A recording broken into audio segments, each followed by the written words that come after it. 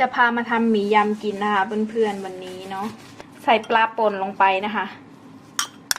เป็นปลาแห้งนะที่เราไปหามาเนาะแล้วก็ไปตากแดดแล้วก็เอามาปั่นกับเครื่องแล้วก็พริกนะคะเพื่อนๆก็เป็นตะไคร้นะคะไม่ได้หั่นนะไปปั่นเอาน้ำมะขามเปียกนะคะแล้วก็ใช้แบบที่เป็นกระปุกแบบนี้นะคะเพื่อนๆนี่เห็นไหมนี่นะคะใช้แบบนี้เนาะเพราะว่าเราไม่มีเนาะต่อไปน้ำปลา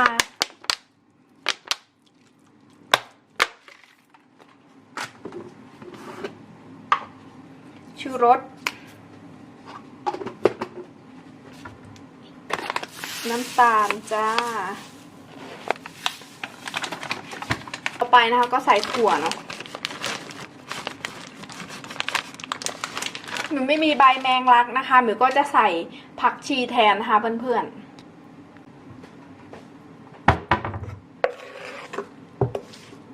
แค่นี้นะคะก็เสร็จเรียบร้อยแล้วเนาะเดี๋ยวหนูก็จะไปคลุกเคล้าให้เข้ากันนะคะเดี๋ยวไปกินกันค่ะนี่นะคะเสร็จแล้วนะคะหมี่ยำเนาะยำเองนะคะถึงหน้าตาจะไม่ค่อยน่ากินแต่ก็อร่อยนะคะเพื่อนๆมากินกันนะคะเส้นอาจจะอืดไปหน่อยเนาะหมี่ยำนะคะยำตอนที่มิวต้มลวกเส้นเสร็จใช่ไหมมิวก็เอาพักไว้นะคะแล้วก็มันอืดเนาะเป็นอาหารประจำอำเภอบ้านมิวเลยนะเนี่ยหมี่ยำนี่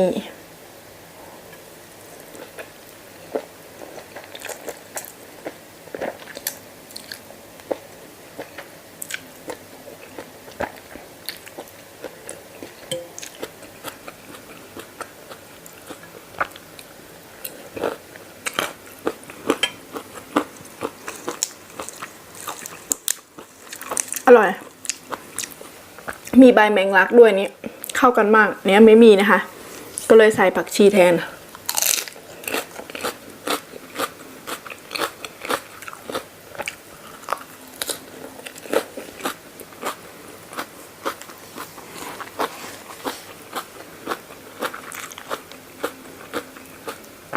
หมดเดิมหุบมียำชอบใส่เองยำรัวๆ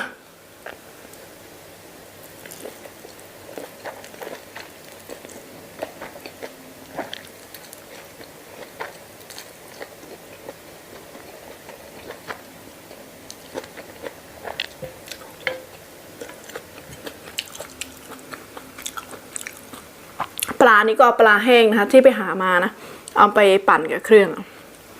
เพราะว่าไม่มีเนาะ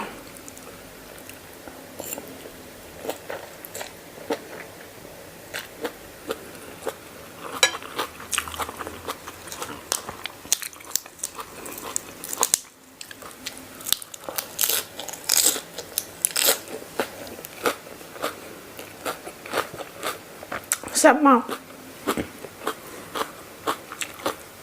ยังไงนะมียำบะเมียนมันลวกตะกูลพองเนาะถ้ามีผักบุ้งแล้วก็ผักอะไรนะเขาเรียกว่าอะไรอะถั่วนะโอ้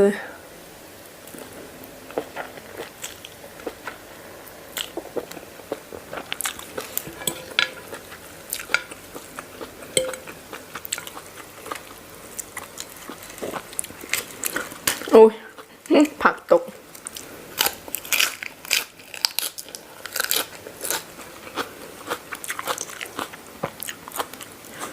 มือเนอะเหมือนจะไม่ค่อยเผ็ดแต่เผ็ดมาก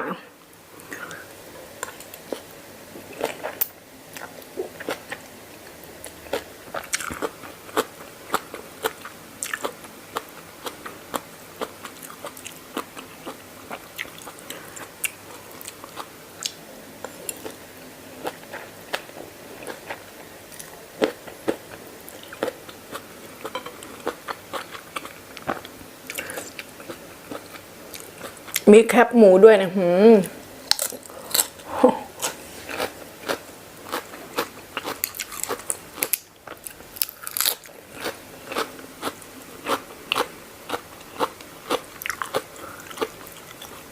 วันนี้สามีไปเรียนนะคะไปเรียนที่เฮลซิงกิเนาะ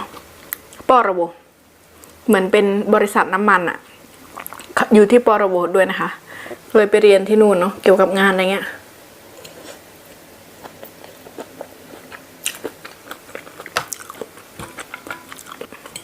มาถึงบ้านน่าจะ5-6 โมงอะเพราะว่าจากเฮลซิงกิมานี่จากนู่นก็ประมาณ2 ชั่วโมงนะ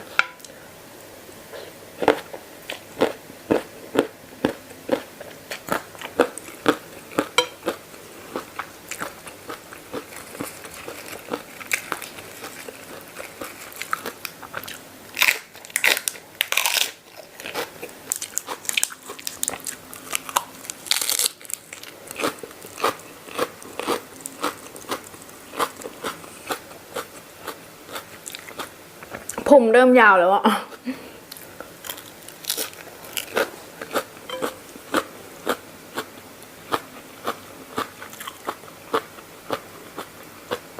ไม่ว่าจะไว้ยาวแล้วเนี่ยไม่รู้ว่าจะไว้ได้นานแค่ไหนหรอก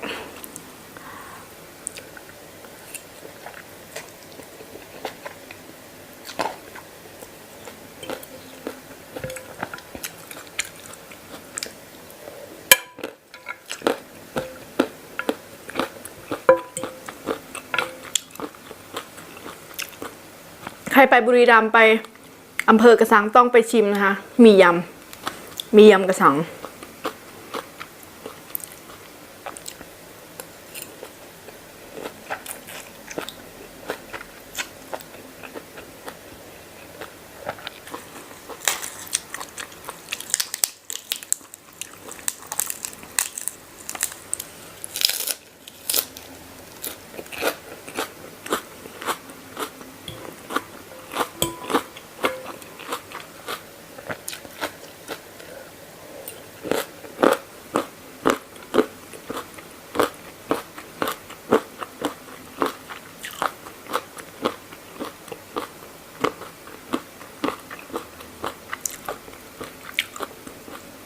แฟนมิงไม่ชอบกินพวกเส้นอะไรอย่างเงี้ยนะ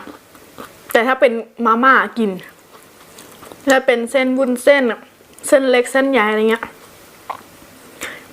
ไม่กินเลย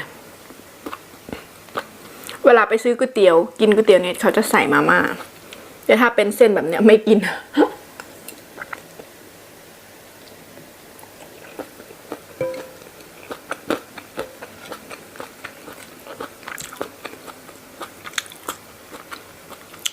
อาหารอินเดียให้สามีกินนะคะเพื่อนๆมือถ่ายคลิปอยู่มือยังไม่ได้ตัดโตนะ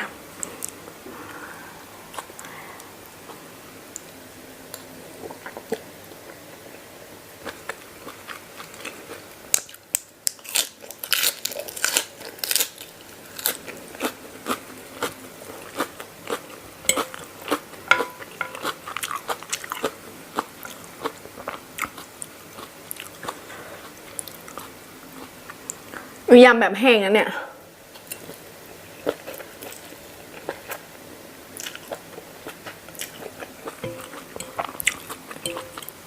เขาต้องใส่น้ำเขาเรียกอะไรนะมะขามอะที่เป็นน้ำเนาะแต่เนี้ยไม่มีแบบเป็นน้ำนะคะ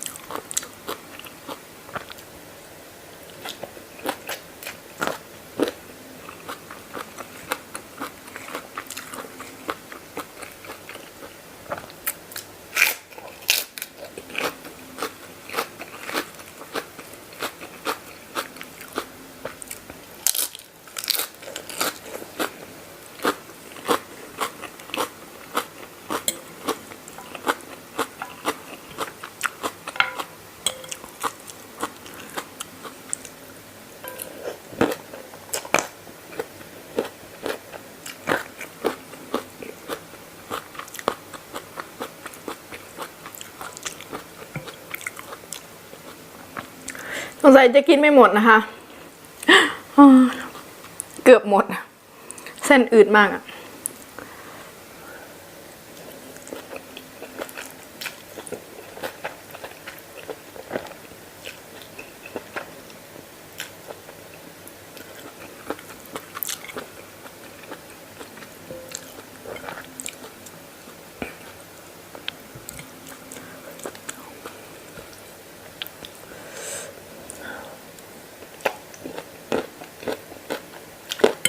ถั่วเลย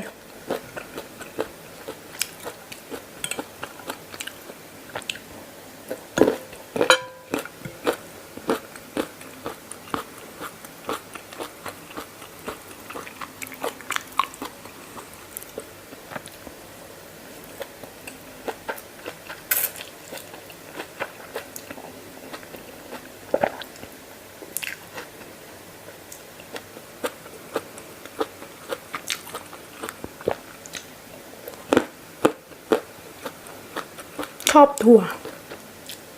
กรุบกรุบ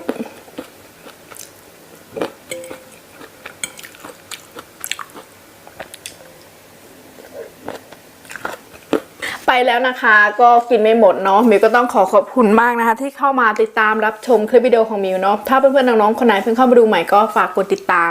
กดไลค์ให้ด้วยนะคะปุ่มสีแดงข้างล่างนะจ๊ะไปแล้วเนาะบ๊ายบายเจอกันใหม่คลิปวิดีโอหน้าเนาะไปแล้วค่ะ